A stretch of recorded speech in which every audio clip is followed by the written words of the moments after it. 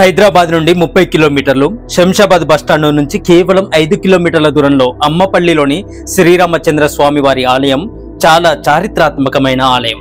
Cinema షూటింగ్లకు కూడా ప్రసిద్ధి చెందింది ఈ ఆలయం.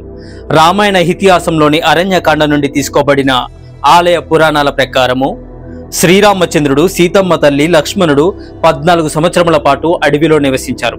వారు అయోధ్య నుండి ప్రారంభించి అడవుల గుండా ప్రయాణించి ఉత్తర భారతదేశం నుండి దక్షిణానికి వెళ్లారు. వారు దండకారణ్యం అనే ప్రదేశానికి చేరుకున్నారు. శ్రీరామచంద్రుడు, సీతమ్మ తల్లి, లక్ష్మణుడు ఇక్కడ ఈ ప్రదేశంలో రాత్రి విశ్రాంతి తీసుకున్నారు. శ్రీరాముడి రాకతో ఈ ప్రదేశం పవిత్రంగా పరిగణించబడింది. అందుకు గుర్తుగా ఆలయాన్ని నిర్మించారు. అదే అమ్మపల్లి రామాలయం. 13వ శతాబ్దంలో వెంగి రాజులు నిర్మించారు ఈ ఆలయాన్ని. కానీ ఈ ఆలయంలోని విగ్రహం 1000 సంవత్సరాల పురాతనమైనది.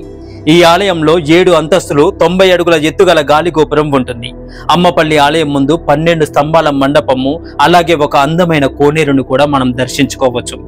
అమ్మపల్లి ఆలయం శ్రీరామచంద్రుడు, సీతమ్మ తల్లి, లక్ష్మణులకు అంకితం చేయబడింది. వారి విగ్రహాలు మరియు మకర తోరణం ఒక ఏకశిలా రాయితో అందంగా చెక్కబడ్డాయి.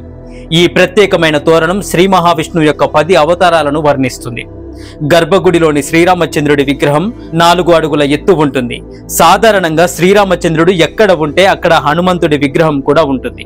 కానీ ఈ ఆలయంలో శ్రీరామచంద్రుడితో పాటు వచ్చే ఆంజనేయ స్వామి గర్భగుడిలో కనిపించడు. బదులుగా ఆంజనేయ స్వామి వారి విగ్రహం శ్రీరాముడికి ఎదురుగా ధ్వజస్తంభం దగ్గర ఉంచబడింది. మీకు ఈ వీడియో నచ్చితే జై శ్రీరామ్ అని కమెంట్ చేయండి. Please to subscribe.